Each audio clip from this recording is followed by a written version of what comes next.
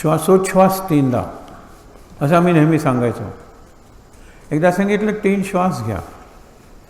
एक विद्यार्थी नंतर विचारतो, सर यावेळेला तुम्ही 3 श्वासच घ्यायला सांगितलेस, श्वासोच्छ्वास म्हणला नाहीत तुम्ही. म्हटलं श्वास म्हणजे इनहेलिंग आणि उच्छ्वास म्हणजे एक्झेलिंग. श्वास आत घ्यायचा त्याला श्वास म्हणायचा आणि श्वास बाहेर सोडायचा त्याला निश्वास किंवा उच्छ्वास म्हणायचं. तू मला उच्छ्वास न घेता 3 श्वास घेऊन दाखव. कसे घेणार सांगा बरं. किती दीर्घ घेतला तरी तो एकच श्वास झाला. उच्छ्वास आल्याशिवाय पुढचा श्वास घेता येत नाही.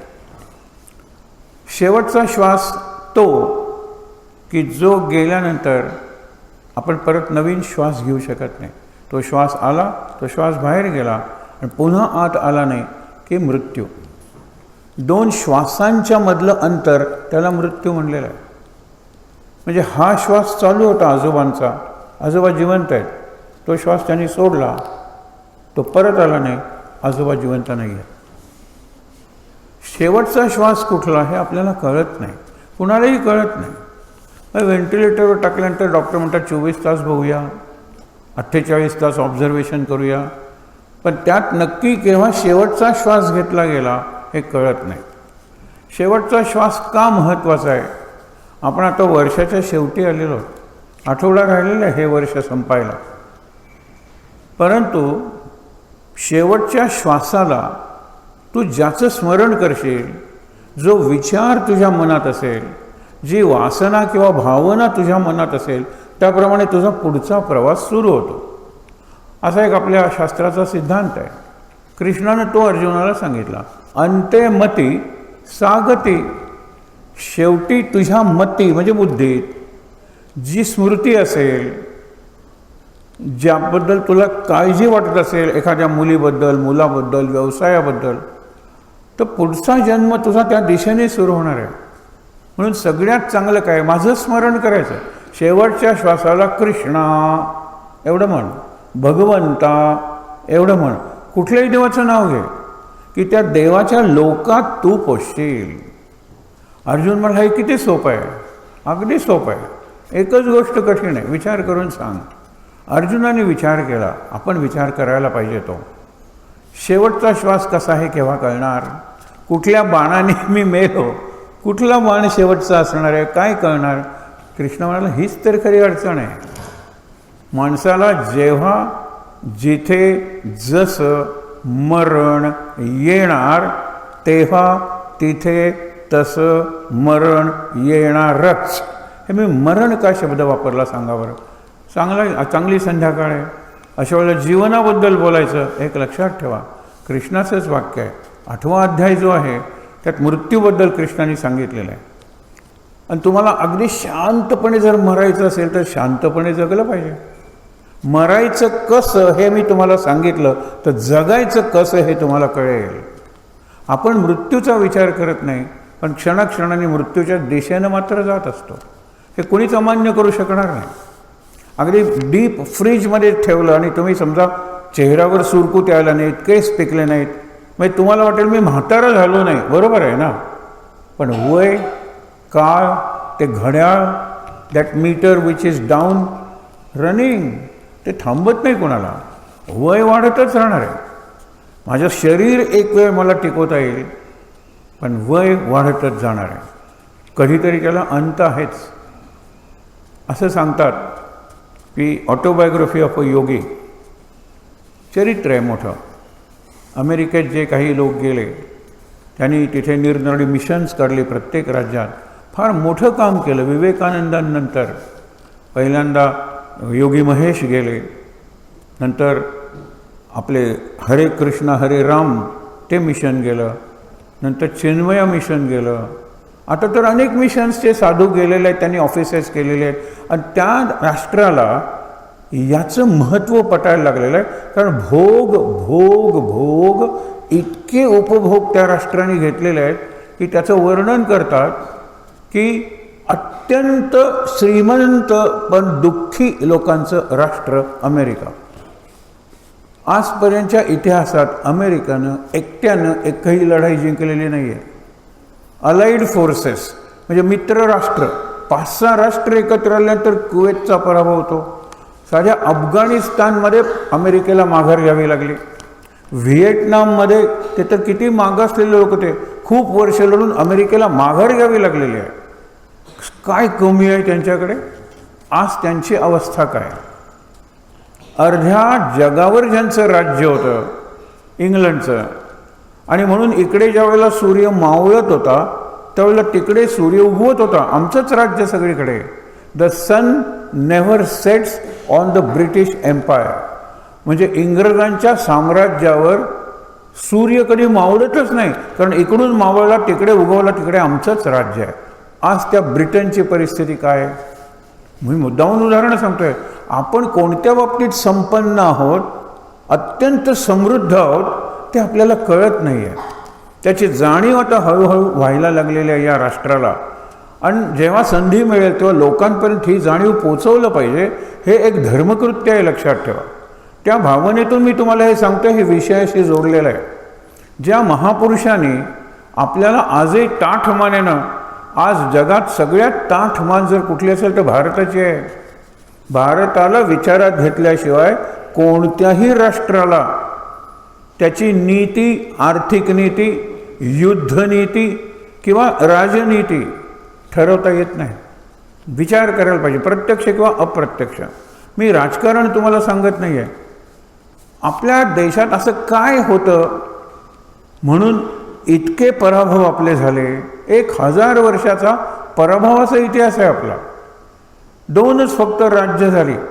एक विजयनगरचं राज्य झालं कर्नाटकात, आणि शिवाजी महाराजांचं राज्य झालं महाराष्ट्रात. बाकी सगळीकडे पराभव पराभव पराभव, अत्यंत लाचारी आणि फितुरी. आणि लाचारी कशासाठी? देहाचे भोग भोगण्यासाठी, पैशासाठी, स्वार्थासाठी. तुम्हाला एकच वाक्य सांगतो, पुढे जातो. राजपुतांचा इतिहास आपल्या डोळ्यासमोर आहे. एखादा राजपूत शूर राजा मरताना आपल्या मुलाचा हात हातात घ्यायचा आणि म्हणायचा, तो जो राजा आहे ना तुझा काका, त्यांनी माझी अशी परिस्थिती केलेली आहे, सूड घेतल्याशिवाय राहू नकोस. सूडाचाच इतिहास. खरंच विचार केला, शिवाजी महाराज 50 वर्षांचं आयुष्य, त्यात समजा 30 वर्ष, 19व्या वर्षी त्यांनी तोरणा किल्ला घेतला, शेवटची 1-2 वर्ष त्यांच्या आजारात गेले, तरीसुद्धा 30 वर्ष ते लढत असतील ना, तर 15 वर्ष ते मराठ्यांबरोबर लढलेले आहेत. आपल्याला माहीत आहे हे. बाकीच्यांबद्दल नंतर लढले, पाहिजे आपल्याच लोकांबरोबर लढावं लागलेलं आहे. इथे कुठेतरी सावध झालं पाहिजे. आणि मी सावध होईन असं प्रत्येकाने ठरवलं तर देश सावध होणार आहे. तो सावध करीन किंवा त्याला सावध करण्याची जबाबदारी माझी आहे, हे निराळे आहे. त्याच्यासाठी लोक जन्मावे लागतात. मी सावध राहीन तर माझी मुलं आणि माझे नातवंड, इथे अनेकांचे नातवंड आहेत, त्यांच्या सुरक्षेसाठी आज मला सावध राहायला पाहिजे.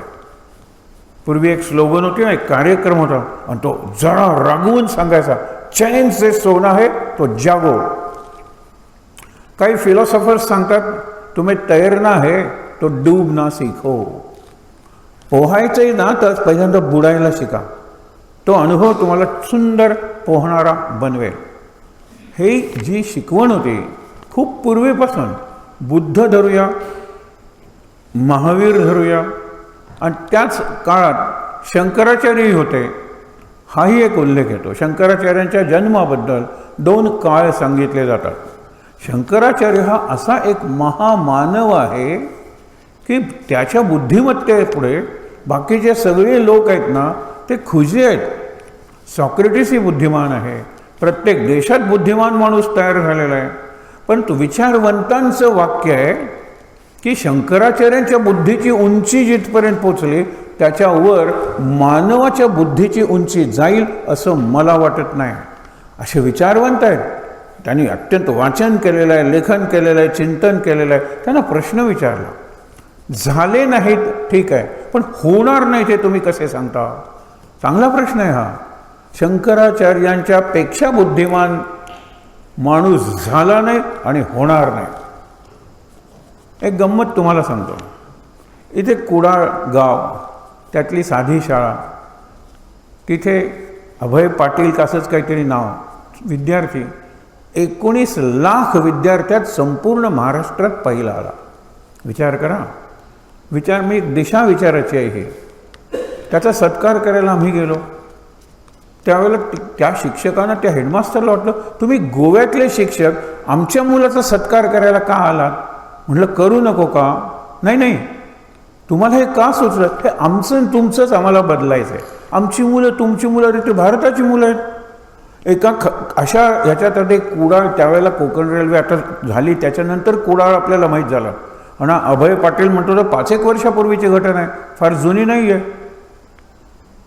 त्याचा सत्कार वगैरे केला. त्याला सांगितलं तू ज्यावेळेला अभ्यास करायला लागलास त्यावेळेला पुण्याची मुलं, नागपूरची मुलं, मुंबईची मुलं किती हुशार, त्यांना किती चांगले शिक्षक, त्यांच्या किती चांगल्या शाळा आणि त्यांना किती चांगलं मार्गदर्शन, कोचिंग क्लासेस. तुला काहीच नाही, तुला फक्त शाळेतले शिक्षक. हो म्हणाला. वाटलं होतं तुला आपण पहिलं येऊ सगळ्या विद्यार्थ्यात. नाही म्हणला, पण पहिल्या 5-7 येईन असं वाटलं होतं. म्हणलं काय, एका खेड्यातला विद्यार्थी तू, हे 19 लाख विद्यार्थी 1-2 नाहीत. बाहेरच्या मुलांचा अभ्यास किती चांगला आहे हे तुला कुडाळला राहून कसं कळलं. त्यांनी जे उत्तर दिलं ते लक्षात ठेवा. ते खरं आपल्याला जमलं पाहिजे. शंकराचार्यांनी जो सिद्धांत सांगितला अद्वैत सिद्धांत, त्याच्या वरचा सिद्धांत कुठला असेल. आम्ही सुद्धा खूप विचार केला. मी व्यक्तिशः खूप विचार केला. कारण हे वाक्य मला आदरणीय असणाऱ्या काही व्यक्ती अलीकडच्या काळातल्या त्याच्या बुद्धिमान आणि committed only to knowledge, pure knowledge, कुठलीही पार्टी नाही, कुठलाही कलर नाही, फक्त ज्ञान. उपनिषदांचा त्यांनी अभ्यास सुरू केला. उपनिषदांवरच्या भाष्यांचा अभ्यास सुरू केला. त्यानंतर त्यांनी हे विधान केलेलं आहे. नानी पालखीवाला तो नुसते बुद्धिमंत नव्हते. त्यानं इकॉनॉमिक्समध्ये गत होती. बजेटवर ते ज्यावेळेला बोलायचे त्यावेळेला क्रिकेटचं स्टेडियम भाड्याने घ्यावं लागायचं, इतके लोक. ते ज्यावेळेला राजकारणावर बोलायचे त्यावेळेला सगळे राजकीय नेते ऐकत राहायचे. ते ज्यावेळेला लिटरेचर म्हणजे पोएट्री, ड्रामा याच्यावर बोलायचे त्यावेळेला साहित्य क्षेत्रातली व्यक्ती ऐकत राहायच्या. त्यांनी ज्यावेळेला अभ्यास केला शंकराचार्यांचा, आपल्या उपनिषदांचा, भारतीय ज्ञानाचा, त्यावेळेला अद्वैत सिद्धांत, द्वैत म्हणजे 2 आणि अद्वैत म्हणजे 2 नाही. 2 नाहीच, या जगात 2 नाहीच आहे. आपण 2, 3, 4 करतो त्याला प्रपंच म्हणतो आणि आपण दुःखी होतो. संत कायम आनंदात असतात. तुकाराम, कबीर, नानक हे काही श्रीमंत होते काय? मस्त मजेत जगत होते. फकीर होते तरी अमीर होते. कारण फकीरी ही काही पैशात मोजली जाते आणि अमीरी ही काही बँक बॅलन्समध्ये मोजली जाते, नक्कीच नाही, आनंदात मोजली जाते. गोंदवलेकर महाराज म्हणून ज्यांचा आश्रम आहे आपल्या शेजारी वांतेला, इथून अगदी जवळ आहे. उद्यापासून 8 दिवस तिथे कार्यक्रम आहे. राऊंड द क्लॉक 8 दिवस ओळीनं तिथे कार्यक्रम आहे. 25 ते 1 जानेवारीपर्यंत. आम्ही कसले काय तिथे काय करतो? कुठलीही गदारोळी किंवा नॉईज असलेली उपासना करत नाही. शांत आत उतरायचं.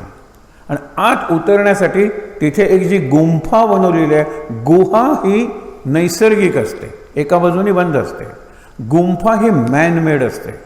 आम्ही तिथे खाली केलेली आहे. ती 40 जण बसू शकतात आरामात. आणि तिथे एकही शब्द बोलायचा नसतो.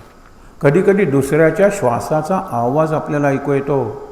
तिथे सकाळी जी ध्यानसत्र घेतली जातात, मेडिटेशन, त्याला काही लागत नाही हो. आम्ही 5-1 मिनिटाचा प्रयोग करतो आणि सांगितलं आत्ता मला काय साधन लागलं, पुस्तक लागलं नाही, पेन लागलं नाही, नोटबुक लागलं नाही, काय लागलं? फक्त माझं शरीर आणि श्वास. प्राणायाम करायला बोटं लागतात. हे धरा, हे सोडा, करा तुम्ही. परंतु मेडिटेशनला काही लागत नाही. आहे ते विसरायचं, त्यावेळेला ध्यान लागतं. सगळं ध्यानात ठेवायचं आणि ध्यान करायचं. कसं वाटतं ऐकायला? माझा संसार ध्यानात आहे, माझी बायको नवरा ध्यानात आहे. ध्यानात म्हणजे स्मरणात, मनात. मनात बायको आहे, मनात नवरा आहे, मनात संसार आहे, मनात व्यवसाय आहे आणि मी ध्यानाला बसतो. शक्यच नाही. Empty your self. एक अनुभव सांगतो जनाबाईचा. मोठी मोठी धान्याच्या राशी असायच्या आणि मापानं ते मोजायचं. जनाबाईचं लवकर व्हायचं मोजून. त्या गोण्या भरायच्या, गोण्या म्हणजे साखर, आणि ते सगळं धान्य साकात भरायचं आणि मोजायचं. लोक विचारायचे की जनाबाईला, तुझं लवकर कसं काम होतं, आमचं का होत नाही? त्यांनी दिलेलं उत्तर लक्षात ठेवा, माझं माप रिकामं असतं. आता मापं सगळ्यांचीच रिकामी आहेत की हो, मापं सगळ्यांचीच रिकामी आहेत. All measures empty. भरताना ती म्हणते माझं मनाचं माप रिकामं आहे. Empty mind, blank mind. माझ्या मनात आत्ता काय काम करते, हे धान्य या साकात भरायचं, एवढाच विचार आहे. उद्याचं दळण कोण, परत काही विचार नाही. तुम्ही ज्यावेळेला हे करायला लागता त्यावेळेला 1, 2, 3 मोजल्यानंतर मुलाचा विचार येतो, अरे तो रस्त्यावर आला नसेल ना, गाडी खाली आला नसेल ना. 4, 5, 6, 7. बापरे, आता उशीर झाल्यावर सासू काय म्हणेल. माझ्या मनात असा कुठलाही विचार येत नाही. माझं मन हे निर्विचार मन आहे. त्यामुळे माझ्या मनाचं माप मोकळं असल्यामुळे ज्यावेळेला तुमची 10 मापं पडतात त्यावेळेला माझे 20 मापं पडलेले असतात. माझं माप रिकामं असतं. तुमचं माप अर्धं भरलेलं आहे. मग अर्धंच माप तुम्ही प्रत्येक वेळेला भरता, कारण सतत एका रिदममध्ये कंटिन्युअसली तुम्ही काम करू शकत नाही. हे ती नामयाची दासी जणी वावराडी होती ती. हे कुठून आलं तिला ज्ञान? हे भक्तीतून ज्ञान आलेलं आहे, सत्संगातून ज्ञान आलेलं आहे. आपण हा जो करतो याला सत्संग म्हणायचं. आणि वातावरण काय, तर गायींचं वातावरण आहे. आम्ही इतक्या ठिकाणी सत्संग करतो, पण गोशाळेत सत्संग करण्याचा प्रसंग क्वचित येतो. आणि इथली व्हायब्रेशन्स आम्हाला जाणवतात, कारण निर्णय ठिकाणी गेल्यामुळे तरीसुद्धा मंदिर आणि शाळा सोडून दुसरीकडे आम्ही जात नाही, कारण तिथली व्हायब्रेशन्स चांगली असतात किंवा ती सुधारता येतात. हे किती सुंदर आहे वातावरण, विचार करा तुम्ही. आणि आपलं भाग्य आहे यायचं इथे, ऐकायचं, विचार करत ऐकायचं आणि ऐकून विचार करत निघायचं. मी पुन्हा सांगतो, विचार करत ऐकायचं आणि ऐकल्यानंतर विचार करत निघायचं. दुसरंच जर केलं की माझं माप भरायला लागलं, ही चिंता, तो विचार. म्हणून सुरुवातीला सांगितलं की या क्षणी मी निश्चिंत आहे, नो वरीज, निर्भय आहे, नो फिअर्स, ताणमुक्त आहे, नो स्ट्रेस. आणि निगेटिव्ह काही नाही माझ्या मनात. निगेटिव्ह विचार नाहीत, निगेटिव्ह कल्पना नाहीत आणि निगेटिव्ह भावना नाहीत. विचार म्हणजे थॉट्स, कल्पना म्हणजे आयडियाज आणि भावना म्हणजे फिलिंग्ज. त्याचं वाईट होऊ दे, ही निगेटिव्ह फिलिंग आहे, सुख आहे, अशी एकही निगेटिव्ह फिलिंग नाही. म्हणून सतत लक्षात ठेवायचं, ज्ञानोबांचं पसायदान, सगळ्यांचं कल्याण होऊ दे, सगळ्यांना सद्बुद्धी मिळू दे, सगळ्यांकडून सत्कर्म घडू दे, सगळ्यांना आनंद, शांती, समाधान मिळू दे. ही ती प्रार्थना आहे. लक्षात ठेवायला काय हरकत आहे? त्याप्रमाणे वागणं हळूहळू जमेल. तोच तर आपला विषय आहे, हे लक्षात घ्या. तर अनेक महामानव आपल्या देशात होऊन गेलेत, तिकडे झालेले नाही आहेत. एक प्रसंग मागे सांगितला होता, पण आता खूप दिवस झाले त्याला, पुन्हा सांगतो. एक चांगले वक्ते महाराष्ट्रातले, तुम्ही ऐकलं असेल, शिवाजीराव भोसले. ते अमेरिकेला गेले होते, सगळे व्हाईस चान्सलर्स गेले होते, त्याच्याबरोबर हेही गेले. पण ते म्हणाले अमेरिकेत मला एकही व्हिजिट करायची नाही साईट. ते नायगारा वॉटरफॉल्स, तो लिबर्टी स्टॅच्यू, मला काही बघायचं नाही. मला फक्त 2 युनिव्हर्सिटीज बघायच्या, प्रिन्स्टन आणि हार्वर्ड. तिथे आईन्स्टाईनसारखी मोठी सायंटिस्ट मंडळी किंवा निरनिराळ्या समाजशास्त्राचे शोध घेणारी काम करतात. त्यांची पुस्तकं तिथे आहेत, ते मला बघायचं आहे. तुम्ही 10 दिवस आपण अमेरिकात, 10 दिवस तुम्ही अमेरिका बघत बसा, मी फक्त लायब्ररीत बसणार. इथे त्यांना एक अनुभव आला. गेले लायब्ररीत, प्रिन्स्टन युनिव्हर्सिटी, जिथे आईन्स्टाईन वगैरे काम करत होता. त्यांनी इथे विचारलं की महान American, great Americans, scientist, leaders, म्हणजे वैज्ञानिक काय, नेते काय, समाजसेवक काय, शिक्षण तज्ज्ञ काय, त्यांची चरित्र असलेली पुस्तकं आहेत का? ते म्हणाले आहेत की. ही 3-4 कव्हर्स आहेत ना, they are full of biographies of great Americans. चरित्र महान अमेरिकनांची या 3-4 कपाटात आहेत. अमेरिकेत झाली केव्हा? 1776. 1976ला त्या राष्ट्रांनी 200 वर्ष साजरी केली. आपला इतिहास मागे मागे मागे निघा, हजारो वर्षांचा इतिहास आहे. 200 वर्ष, 1976 आम्ही सेलिब्रेट केलं होतं, कारण वी वर इन कॉलेज. आणि त्यावेळेला सगळं कल्पना करा, हा भाग झाला. म्हणजे त्याच्यानंतर किती अजून 300 वर्ष व्हायचे आहेत अमेरिकेला. एवढे प्रॉब्लेम्स आहेत सध्या, समृद्धीचे प्रॉब्लेम्स आहेत, प्रॉब्लेम्स ऑफ ॲफ्ल्युअन्स आणि प्रॉब्लेम्स ऑफ पॉवर्टी ज्या आपल्या देशाला आहेत. सगळं सांगत बसत नाही, पण गरिबीचे जे प्रॉब्लेम्स आहेत ते सोडवणं सोपं आहे. श्रीमंतीचे प्रॉब्लेम्स, माझ्या अंगात शुगर वाढली, मी साखर सम्राट झालो, माझ्या अंगात सॉल्ट्स वाढले की मी मिठाचा राजा झालो. अरे पण त्यामुळेच hyper tension, diabetes, asthma, ulcers यासारखे रोग होतात. आपल्याला ते आता व्हायला लागलेले आहेत, विशेषतः शहरी भागात. कारण आपण अमेरिकेचीच जीवनशैली स्वीकारलो आहे. जणू काही America is the leader in the way India is going to be a leader. अगदी, आणि हे याच्यात हे माझा शब्दच नाही आहेत, जगाने मान्य केलेलं आहे. कोणी स्पष्ट सांगतात, कोणी अस्पष्ट सांगतात. विचार करा, एक प्राध्यापक हंटिंग्टन हार्वर्ड युनिव्हर्सिटीचा सुमारे 20-25 वर्षापूर्वी अमेरिकेने त्याला सांगितलं, भरपूर पैसा, सगळ्या जगाचा व्हिसा आणि पासपोर्ट, सगळ्या जगात फिर, वाटेल तेवढी माणसं मदतीला घे, इकॉनॉमिक्सची माणसं घे, सायन्सची माणसं घे, सगळी, आणि एक रिपोर्ट तयार कर. तुला 2 वर्ष 3 वर्ष लागली त्याचं भरपूर पैसा, सगळ्या जगात फिर, कुठल्या देशात जितके दिवस थांबायचे तितकं थांब, भरपूर अभ्यास कर आणि रिपोर्ट सबमिट कर. आणि रिपोर्टचा थीम असा की अमेरिकेचा शत्रू क्रमांक 1 कोण? लोकांना वाटलं टेररिझम. त्यांनी अभ्यास करून सांगितलं, Hindus all over the world आणि हिंदूज इन अमेरिका अमेरिकेचे शत्रू क्रमांक 1 आहेत. तेव्हापासून आपल्या देशात याच्यावरून भांडणं, त्याच्यावरून भांडणं. तो जर तुम्ही रिपोर्ट वाचाल ना, व्हिएटनाममधल्या एका गावाचं नाव आहे त्याला, एवढा मोठा 500 पानांचा रिपोर्ट आहे. गोव्यात जर तुम्हाला दंगली सुरू करायच्या असतील, केवढा अभ्यास केला आहे त्या लोकांनी. एक 100 पानी तो चॅप्टर आहे. गोव्यात बघा, ह्याला हे करा, त्याला ते करा, त्याला ते करा. मग कुठल्या तरी क्रॉसला चपलांची माळ घातली सुरू, कुठल्या तरी मूर्तीला काही भ्रष्ट करून टाकलं, दंगली सुरू, लँग्वेजवरून दंगली सुरू.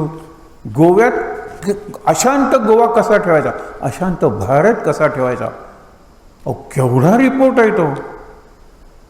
त्यांनी एवढा अभ्यास केला, कारण त्यांना माहिती आहे की भारत जर पुढे गेला तर आपण आपोआप मागे जाणार आहोत. पण त्याला एक कळलं नाही त्या देशाला की देश is not just Jio political entity, म्हणजे भूमी आणि राजकारण म्हणजे देश नाही आहे. देशातली माणसं म्हणजे देश आहे. माणसांचा धर्म वगैरे विसरा, माणसांची जीवनशैली कशी आहे. आणि आज आपण कितीही गरीब असलो ना तरीसुद्धा आपली जीवनशैली श्रीमंत आहे. हे परदेशी लोक येतात, खेड्यापाड्यातून फिरतात, झोपडपट्टीत सुद्धा जातात, पण म्हणाले इतकं आमचं स्वागत केलं जातं. तो गरीब आहे, तो बसलेला आहे, त्यातल्या त्यात ती बरीचशी अशी खुर्ची असेल, ती तो काढतो ना आम्हाला देतो. तुम्हाला खाली बसणं अवघड जात असेल, ती म्हणते की ठीक आहे, स्वयंपाक तयार आहे, जेवून जा. आम्हाला माहीत आहे की आम्ही 3 जण जर जेवलो तर त्यांच्या घरातली 3 जण उपाशी राहणार आहेत. पण ते ऑफर, ही कल्चर आहे. हे हळूहळू पुन्हा रिव्हाइव्ह व्हायला लागलेले आहे. मी ही कल्चर पाळेन, ही जीवनशैली, this is the style of life and living, मी स्वीकारेन. एवढं प्रत्येकाने ठरवलं ना तर गोष्ट अवघड नाही हो. आणि इतरांकडे कशाला बघायचं? मी माझ्याकडे बघणार, नंतर स्वतःकडे बघितल्यानंतर मी आणि माझा नवरा, माझी बायको, माझी मुलं, माझा घर, माझा बँक बॅलन्स, माझी गाडी, इथपासून तरी सुरुवात करूया. ते करताना इतरांना त्रास होणार नाही, हा धर्म आहे. मला त्रास झाला तरी चालेल, पण इतरांना माझ्यापासून त्रास होणार नाही, हा खरा धर्म आहे. पण तुला त्रास झाला तरी चालेल, मला नाही, हा अधर्म आहे. बघा तुम्ही, तुला त्रास कितीही झाला तरी चालेल, मला त्रास होता कामा नये, हा अधर्म आहे. आणि मला त्रास झाला तरी चालेल, पण तुला त्रास होता कामा नये. मला दुःख मिळालं तरी चालेल, पण तुला सुख मिळालं पाहिजे, त्यासाठी मी प्रयत्न करीन. हे तुम्हाला सांगतो, हे खरं धर्माचं लक्षण आहे. आज जगाला या जीवनाची भुरळ पडलेली आहे. ते विचार करताय की किती संपन्न हा देश आहे, त्याचं अनुकरण केलं पाहिजे, त्याच्या मागे गेलं पाहिजे. म्हणून कोणीही भगवी कपडे घातलेला माणूस गेला, विमानतळावर उतरल्यापासून त्याला ते नमस्कार करायला लागले गुरुदेव म्हणून. तो म्हणतो मी गुरु नाही आहे, एक तुम्हाला अगदी जुनं उदाहरण सांगतो. योगी महेश अमेरिकेत पहिल्यांदा गेले आणि त्यांचं ट्रान्सेंडेंटल मेडिटेशन फार सिम्पल मेडिटेशनचं तत्व आहे, पण ठीक आहे. 3 त्यांचे चांगले विद्यार्थी तयार झाले. एक SS आपण म्हणतो श्री रविशंकर, SSYचे ऋषी प्रभाकर आणि तिसरे डॉक्टर दीपक चोप्रा. दीपक चोप्रा हा डॉक्टर MD पैसे मिळवायला अमेरिकेत गेला होता आणि त्यावेळेला स्वागत होतं भारतीय डॉक्टरांचं, भारतीय बिझनेस मॅनेजर्सचं. अजूनही स्वागत आहे, हे लक्षात ठेवा. जास्तीत जास्त पगार मिळवणारी मंडळी सगळी भारतीय आहेत सगळ्या जगात. बुद्धिमान होत आपण, नक्की बुद्धिमान आहोत. आणि ही बुद्धी आपल्याला वारशाने आलेली आहे. त्यातला बुद्धिमान माणूस जो शंकराचार्य, त्याचं चरित्र आपण बघणार आहोत. पण त्यापूर्वी एक विचार करा तुम्ही. ते भोसले गेले, त्यांनी ती 5ही याच्यातली पुस्तकं चाळली आणि नंतर घाबरत विचारलं, do you have biographies of great Indians? महान भारतीयांची, भारतीय महापुरुषांची चरित्र तुमच्या लायब्ररीत आहेत का? ती अत्यंत स्वीट 16मधली मुलगी, देखणी तरुण, त्यांच्याकडे बघते. Are you an Indian? Very much. ती म्हणाली, तुम्हाला डू यू हॅव टाईम? ते म्हणाले, असं का विचारतेस? आमच्याकडे जर काही 100 पुस्तकं ग्रेट अमेरिकनची असतील तर काही 1000 पुस्तकं ग्रेट इंडियन्सची आहेत. तुम्हाला माहीत नाही वराहमिहिर कोण, आर्यभट्ट कोण, चार्वाक कोण, कणाद कोण, निरनिराळे भास्कराचार्य कोण? तुम्हाला सांगतो ते ज्योतिर्गणिती होते. एक उदाहरण सांगतो मी, तुमच्या लक्षात येईल.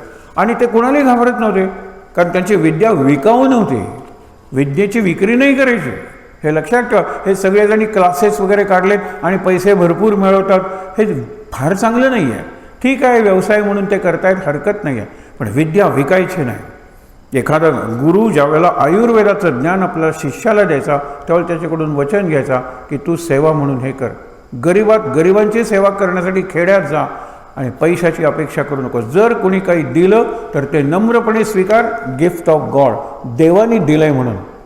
मागू नकोस कधी. भास्कराचार्याने नाहीच मागितलं. एक राजा होता, राजाला मुलगा झाला.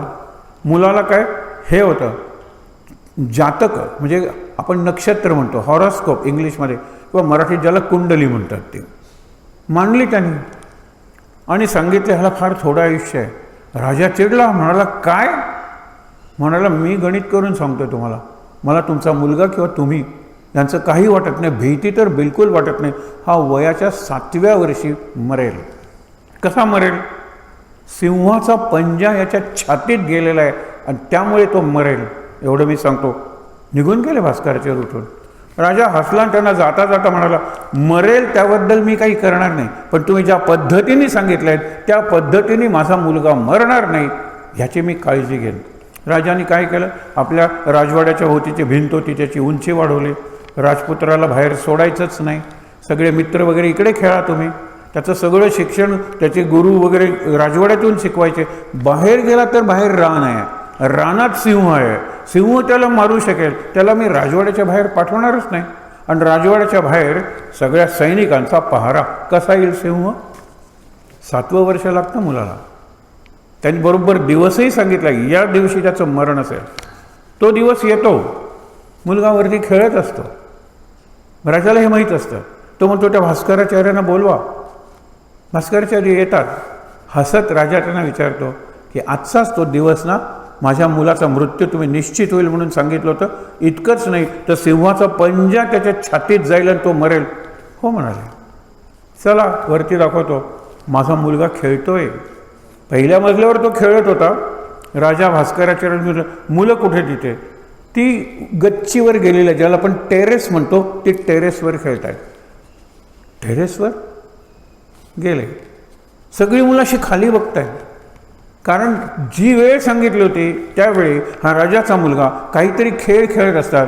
ती जी वॉल असते टेरेसची, त्याच्यावरून तो कोसळून पडलेला आहे आणि खाली जवळजवळ मृत झालेला आहे. हे वरून त्यांनी बघितलं. भास्कराचार्य हसले सुद्धा नाहीत. त्यांना समाधान झालं की माझं गणित बरोबर होतं. हे ज्योतिर्गणित आहे, हे फलक ज्योतिष नाही आहे. हे करा ते होईल, ते करा ते होईल, ही 7.5 ते 7.5 असं गणित नाही आहे. ते अचूक त्यांनी सांगितलं. मग राजा तरीही त्यांना म्हणाला, सिंह नाही आहे इथे. काय तुम्ही सांगितलं? ते म्हणाले, बघूया ना, बघूया. मुलगा ज्या वेळेला पडत होता त्यावेळेला तो फ्लॅग होता राज्याचा, तो त्यांनी धरला पडू नये म्हणून. तर ते कापड फाटलं, त्याच्याबरोबर तो फ्लॅग, आणि फ्लॅगच्या वरती सिंहाचं चित्र होतं, धातूचा होता, आणि त्याचा असा पंजा उघडा होता. ते त्याच्या छातीत गेलं होतं आणि तो मेला होता. म्हणाले, मी रानातला सिंह सांगितला नव्हता, सिंहाचा पंजा छातीत घुसून या वेळेला हा तुझा मुलगा मरेल. हे वराह मिहीर आपल्याला, हे भास्कराचार्य नाही, वराह मिहीर भास्कराचार्यांची दुसरी कथा आहे. हे वराह मिहीर आपल्याला माहीतच नाही आहेत, आपण कधी शिकलोच नाही. आपला दोष नाही, आपल्याला शिकवलं नाही आहे. आता ते शिकवायला लागलेलं आहे. तुमच्या मुलाला या कथा मिळणार आहेत, आणि आपण ज्याला म्हणतो ChatGPT किंवा Google, याच्यावर या सगळ्या कथा मिळतात. भास्कराचार्यांचा उल्लेख झाल्यामुळे मी भास्कराचार्यांची कथा सांगतो. माझा एकच उद्देश आहे आज. गेले 2 दिवसापूर्वी उत्तरायण सुरू झालेलं आहे. उत्तरायण म्हणजे उत्तर म्हणजे अधिक काय? प्रकाश. आता दिवस मोठे व्हायला लागलेले आहेत. 6 वाजता जर अंधार होत होता, आता 6:15 व्हायला होईल, नंतर 6:30 होईल, नंतर 7 होईल. असं करत 6 महिने हे चालू राहील. आणि 21 June is the longest day. 21 जून. आणि सगळ्यात सनीएस्ट सिटी इन द वर्ल्ड, सगळ्यात जास्तीत जास्त प्रकाश मिळणारी जी शहर आहे, नगरी आहे, ती जयपूर, राजस्थानमधली. तिथे जवळजवळ 12 तासापेक्षा जास्त सूर्यप्रकाश असतो मे जून या दिवसात. खूप महत्त्वाचं शिकण्यासारखं आहे. म्हणून ज्या वेळेला दक्षिणायन संपलं आणि उत्तरायण सुरू झालं, तेव्हा भीष्माचार्यांनी प्राण सोडलेला आहे. भीष्माचार्य 54 दिवस शरशय्येवर आहेत, त्या बाणांच्या याच्यावर. उत्तरायण सुरू झाल्यानंतर मी मरणार आहे. कारण का? ते इच्छामरणी होते. काय तेजस्वी, लक्षात ठेवा, त्यांचं ब्रह्मचर्याचं तेज होतं. 54 दिवस ते का थांबले? त्यांनी उत्तरायण सांगितलं. आता आपण डिसेंबरमध्ये, ऑक्टोबरमध्ये युद्ध संपलं होतं, त्यावर 54 दिवसांनी आजचा दिवस होता उत्तरायण, 21 तारीख, 21 डिसेंबर. आता 2 दिवस झाले, पण उत्तरायण सुरू झालं. त्यांना जय कुणाचा होणार, पांडवांचा की कौरवांचा, हे बघायचं होतं. त्यांना खात्री होती पांडवांचा जय आहे, कारण पांडवांच्या बाजूनी कृष्ण आहे आणि सगळे पांडव कृष्णाच्या आज्ञेत आहेत. यांच्या बाजूनी शकुनी आहे. विदुर वगैरे चांगल्या माणसांचं ऐकत नाहीत, आणि शकुनी दुष्ट माणूस आहे. आणि तुम्हाला सांगतो, एक महाभारतात त्यातल्या त्यात आनंद कोणाला झाला युद्ध संपल्यानंतर? युधिष्ठिराला दुःख झालेलं आहे. धृतराष्ट्राची सगळी पोरं मेलेली आहेत, फक्त आनंदात मरतो तो शकुनी. मला सूड घ्यायचा होता माझ्या भाच्यांचा, माझं पांडवांशी वैर नव्हतं. ज्यांनी माझ्या बहिणीला लग्नापूर्वी आंधळं केलं, गांधारीने पट्टी नाही का बांधली? माझं लग्न जर आंधळ्याशी होणार आहे तर मीही जग बघणार नाही. बघा मुद्दामून, हे काही गोष्टी असतात, प्रसंग असतात दाखवलेले.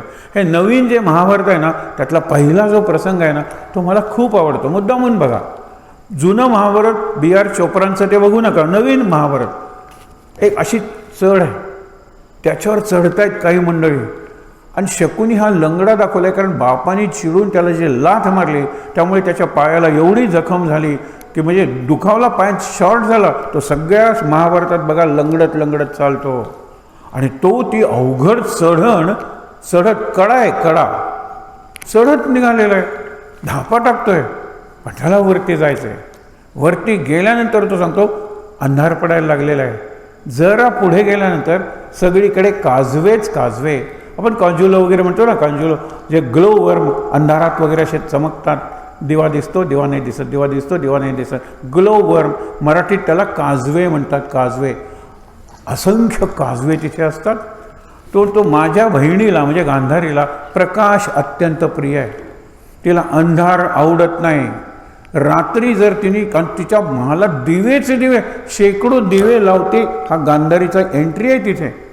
पण जर वारा आला जोरात, सगळे दिवे गेले, तर तो अंधाराचा एक क्षण सुद्धा माझ्या बहिणीला सहन होत नाही. माझ्या बहिणीवर एवढं प्रेम आहे, 1 मिनिट सुद्धा तिला अंधार सहन करावा लागू नये म्हणून मी हे काजवे बाटल्यात भरून नेणार आहे. त्या झाकणाला छिद्र वगैरे पडली होती मरू नयेत म्हणून. आणि अशा बाटल्या, त्यावेळेला काचेच्याच बाटल्या, त्या घेऊन तो येतो आणि म्हणतो की गांधारी देखो मैंने तुम्हारे लिए क्या लाया. त्यावेळेला बघतो तर गांधारीने पट्टी बांधलेली आहे. मधल्या काळात भीष्माचार्य येऊन सांगतात लग्न कर धृतराष्ट्राशी, नाहीतर मी सैन्य घेऊन आलेलो आहे. हे ब्लॅकमेलिंग होतं. हा काय म्हणायला हरकत नाही आहे, माझं राज्य वाचवण्यासाठी माझी मुलगी तुला दिली. गांधारीलाही तिच्या मैत्रिणीकडून करतो. त्यावेळेला गांधारी म्हणते माझा नवरा अंधळा असेल तर मी आंधळी होणार. तेव्हा जी पट्टी बांधते एकदाच सोडते ती. तो प्रसंग आत्ता बघायला नको, पण लक्षात ठेवा. त्याला काय वाटलं असेल. तो म्हणतो का तू पट्टी बांधलीस. बाबांना विचार, वडिलांना विचार. पिताश्रींकडे तो जातो. ते घडलेली सगळी घटना सांगतात.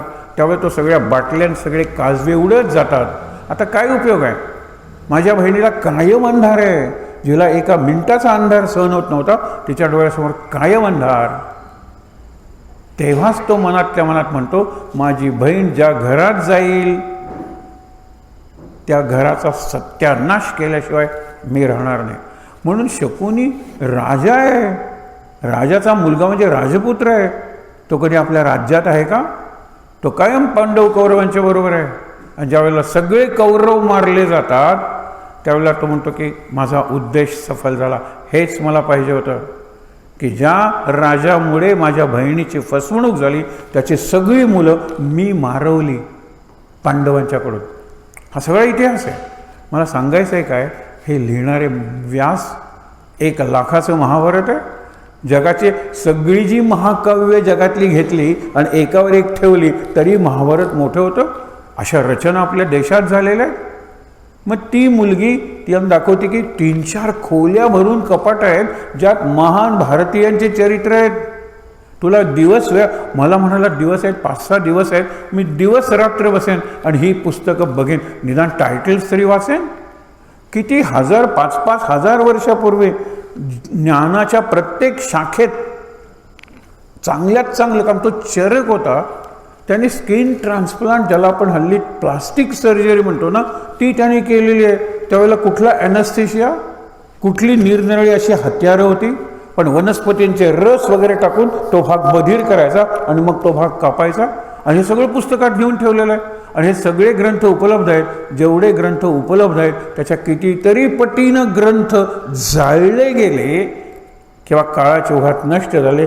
जाळले कोणी तर या मुघल बादशहाने, ज्यांची नावं आज आपण रस्त्याला कुठल्या गेलेली आहेत. जी लायब्ररी 2-3 महिने जळत होती. इतकी पुस्तकं त्याच्यात होती. ती युनिव्हर्सिटी, नालंदा युनिव्हर्सिटी, त्याच्या पुढच्या रस्त्याला ज्यांनी ही लायब्ररी जाळली त्याचं नाव आहे. लाज नाही वाटत आपल्याला. हा प्रश्न त्या मुलीने विचारला शिवाजीराव भोसलेंना. विचारू तुम्हाला, ती इतका महान. माझ्या देशात तर काही 100 माणसं झाली. हजारो महान माणसं तुमच्या देशात झाली. मग तुमच्या देशाची अवस्था अशी का. हा 20-30 वर्षापूर्वीचा प्रश्न आहे. आज देशाची अवस्था बदलायला लागलेली आहे. मी इकॉनॉमी मिलिटरी वगैरेबद्दल काही बोलत नाही आहे. मी बोलतो आहे माणूस आणि माणसाची संस्कृती. चांगला काळ आहे. आणि हा जगन्नाथाचा रथ आहे राष्ट्र म्हणजे. त्याला मी जर माझा खांदा दिला नाही ना तर पुढे पिढ्या मला दोष देतील. मी जिवंत नसेन पण ते शाप देतील की काय आमचे आजोबा, काय पणजोबा आणि त्यांचे वडील, कुठला भारत आमच्या ताब्यात दिला. नको हा देश. आज लोकांना भारत आणि भारतीय अभिमान वाटते म्हणण्यात. Yes, I love India, that is Bharat. आता इंडिया गेलाच, भारत, मेड इन भारत. तुम्हाला सांगू का, हल्ली रोज एक नवीन शोध लागतोय हो. परवा IIT चेन्नईच्या विद्यार्थ्यांनी असं केलेलं आहे. त्यांनी एनी टाईम एनिवेअर अफोर्डेबल ही त्यांची स्लोगन आहे की तुम्हाला केव्हाही कुठेही अगदी स्वस्तात तुमचा उपग्रह आकाशात सोडायचा असेल तर आम्हाला बोलवा. आम्ही उपग्रह ट्रॅक्टरवरून सोडू शकतो. आम्ही उपग्रह लॉरी ट्रकमधून सोडू शकतो. आम्ही उपग्रह म्हणजे तसं बघितलं तुमच्या उपग्रह म्हणजे काय ब्लास्ट असतो तो. सगळीकडे धक्के बसतात. 7-7 मजली ते असतं. आमचं जास्त जाणार नाही पण 100 किलोमीटरच्या वर जाईल आणि पृथ्वीभोवती फिरत राहील. आम्ही जो तयार केलेला उपग्रह आहे तो अत्यंत हलका आहे. तो कसा केलेला आहे, 3D प्रिंटिंग. जगात कुठे कल्पनाच करवणार नाही 3D प्रिंटिंग. म्हणजे प्रिंटिंग करून ते मॉडेल बनवलं आणि त्याच्याप्रमाणे आणि त्यांनी डेमॉन्स्ट्रेशन दाखवलं ना. श्रीहरिकोटा जिथून भारताचे सगळे मिशन, मंगल मिशन, मून हे जे सगळे झालेले आहेत, त्याच्या शेजारी त्यांनी हे प्रयोग केले. आम्ही ट्रकमधून उडवू शकतो. ही आपली मुलं आहेत, ही तरुण मुलं आहेत आणि त्यांनी हा स्टार्टअप केलेला आहे. जगातल्या कुठल्याही राष्ट्रात स्पेसमध्ये तुमची मॉडेल जी निरनिराळ्या प्रकारचे वेदर स्पुटनिक आहे किंवा ते आहे सॅटेलाईट, कुणी सुचलंही नाही स्टार्टअप. त्याला केवढीच हे लागेल इन्व्हेस्टमेंट आणि कमीत कमी इन्व्हेस्टमेंट. असे किती स्टार्टअप्स फक्त वाचा तुम्ही गुगलवर की गेल्या 6 महिन्यात भारत यांनी केलेली स्टार्टअप तोंड बोटात जाईल. इतक्यात म्हणजे बोट म्हणतात ना, तोंडात जाईल. आश्चर्य वाटेल तुम्हाला. खरंच मला तरी अभिमान वाटतो. ॲट द एंड ऑफ उत्तरायण आमच्या जीवनाचं सुरू झालेलं आहे. पण मला खरंच आशा वाटते, अभिमान वाटतो की ज्या महामानवांची चरित्र वाचत आम्ही शिकलो, कारण आम्ही मातृभाषेतून शिकलो. आमची पुस्तकं तीच होती की जी अजूनही आहेत. पण आमचे शिक्षक आणि आमचे पालक आमच्याशी बोलून आम्हाला निरनिराळी माहिती देत होते, वाचनाची आवड लावलेली होती.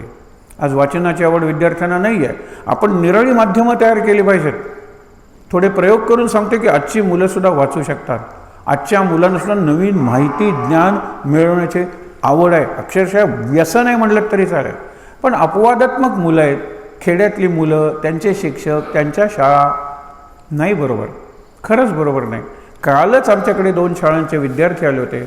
काय फरक होता? एका शाळेचे विद्यार्थी शिस्तीत बसले होते, त्यांनी प्रश्नांची उत्तरे दिली, आणि दुसरीकडचे पाण्याच्या पिण्याची बाटली एकमेकाला मारतायत, हे करतायत, ते करतायत, त्याच वर्गातले विद्यार्थी होते. मी शिक्षकांना फक्त सांगितलं आत्मचिंतन करण्याची गरज आहे. ह्या शाळेची ती सरकारी शाळा की हो, या सरकारी शाळेचे विद्यार्थी इतके शिस्तीत आणि माझे विद्यार्थी एवढे बेशिस्तीत. मला जर काहीच वाटत नसेल तर हजारो रुपयांचा जो पगार आहे, मी शिक्षक म्हणून तुम्हाला सांगतोय, I am not jealous of them. पण मला वाईट वाटतं की जबाबदारीची जाणीव पाहिजे. त्यावेळेला त्या मुलीनी तो प्रश्न विचारला, ते सांगून शंकराचार्यांच्याकडे बोलूया. त्या मुलींनी प्रश्न विचारला, इतकी महान माणसं तुमच्या देशात झालेली आहेत, तुमच्या देशाची आजची परिस्थिती अशी का? त्यांनी लिहिलेलं ॲट दॅट मोमेंट, त्या क्षणी एकाच वेळी मला भारताबद्दल अभिमान वाटला आणि भारताबद्दल लाज वाटली. त्या मुलीचा तो प्रश्न ऐकून अभिमान वाटला, एवढी महान माणसं, आणि लाज वाटली. मग भारताची परिस्थिती आज अशी का? खरंच काळ आलेला आहे. मग अशी भास्कराचार्यांचा उल्लेख केला, अप्रतिम त्यांची कथा आहे. आणि तिचा जो ग्रंथ आहे त्यातली गणितं आम्ही 6वी 7वीत असताना होती. माझे क्लासमेटही इथे आलेले आहेत वाटवे, त्यांना विचारा मुद्दाम. आमच्या याच्यावर चित्रच होतं गणिताच्या पुस्तकावर की भास्कराचार्य आपल्या मुलीला शिकवत आहेत. ऐकण्यासारखी गोष्ट आहे. मुद्दामून आहे का, हा आपला देश आहे, हाच आपला देश आहे. आपण कुठल्याही माध्यमात शिकत असलो तरी सध्या सगळ्या माध्यमात माहिती आहे, उपलब्ध आहे. बघितली मात्र पाहिजे. पण ती माझ्या खिशात आहे. दुसरीकडे लायब्ररीत वगैरे कुठेही जायची गरज नाही.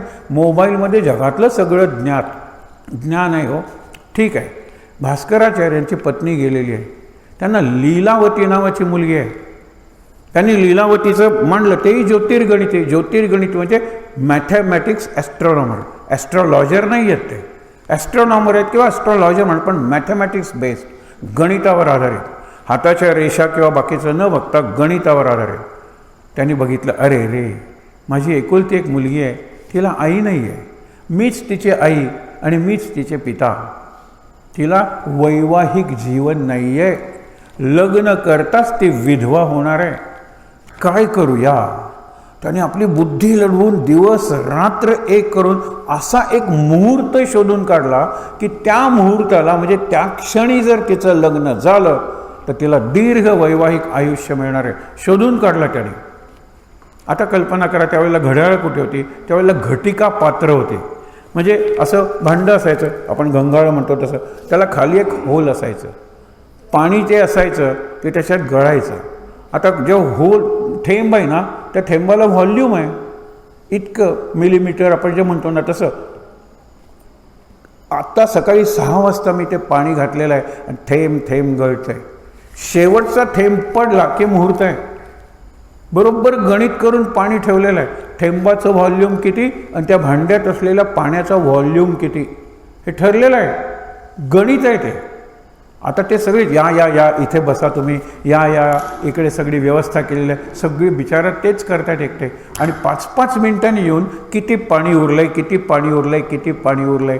तर अगदी थोडं पाणी उरलेलं असताना ते सगळ्यांना सावध करणार आहेत भटजींना वगैरे. मी हात खाली केला की सुरू करा, शुभमंगल सावधान, मंगलाष्टक, मूळ शिवमंगल, लग्नच लावा त्या क्षणाला. जात होते जात होते जात होते. सगळ्यात वरती जी शक्ती आहे तिचं स्तोत्र आपण म्हणणार आहोत. ती शक्ती सगळ्याच्या पलीकडची शक्ती आहे. नियती म्हणतो आपण त्याला, डेस्टिनी. गणित त्यांनी जे सांगितलं होतं ते अटळ होतं. त्यांनी जो मुहूर्त शोधून काढला होता तो बरोबर होता, पण त्या मुहूर्तावर तिचं लग्न होणार नव्हतं. काय झालं होतं, ते लोकांना इकडे तिकडे बसवत होते, खा प्या सगळं बघत होते. इतक्यात सजावट कोण करणार, त्या नवरीला सजवायला नको का, तिच्या मैत्रिणी सजवत होत्या. आई नाही आहे, मैत्रिणी सजवल्यानंतर चिडवत होत्या तिला, टीझिंग ह. काय तुझ्या मनात कोणते विचार आहेत सांगू, केव्हा एकदा लग्न लागते, नवऱ्याबरोबर मी जाते, किती तास उरलेत माझं लग्न लागायला, केव्हा मी नवऱ्याबरोबर, एवढंच तुझ्या मनात आहे ना. ती म्हणाली नाही आहे तसं काही नाही, म्हणू नकोस, बघूया किती वेळ राहिला आहे. बघा हां, फार महत्त्वाचा क्षण आहे, किती वेळ राहिला आहे. तिकडे ते पाणी भरलेलं भांडं आहे, थेंब थेंब पडतोय, त्याच्यात थोडं पाणी उरलेलं आहे. भास्कराचार्य बिचारे बघतायत, हा अजून आहे ना थोडं पाणी. तिला म्हणतात बघ किती वेळ राहिलेला आहे लग्नाला आणि नवऱ्याबरोबर नवऱ्याच्या घरी जायला. ते असंच तिला दाबतात. त्यावेळेला तिच्या भांगटिळा जो आहे, आपण बिंदी म्हणतो, त्याच्यातला एक मोती गळतो आणि बारीक जे होल असतं त्या होलच्या ठिकाणी जाऊन बसतो आणि ड्रॉप्स थांबतात. कारण ते झालं ना, ब्लॉक झालं ते होल, पाणी उरलेलं आहे. ते येतातच, परत परत येत आहेत बघायला. आणि ते म्हणाले अरे थेंब थांबलेले आहेत, म्हणजे मुहूर्त गेलेलं आहे निघून. तर बघितलं तर पाणी आहे, पण किती थेंब थांबलेत हे कोणाला माहीत आहे. मुहूर्त चुकला त्यावेळी ही घड्याळ नव्हती.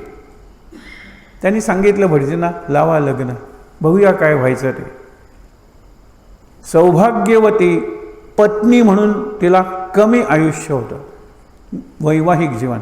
त्या दिवशी लग्न झालं, तिची पाठवणी केली. भास्कराचार्यांना वाटत होतं त्या मुहूर्ताला तिचं लग्न लावता आलं नाही, काहीतरी अशुभ समाचार लवकरच ऐकू येणार आहे. ती वरात जात होती त्यांच्या घरी, वाटेत एक मुक्काम करावा लागला.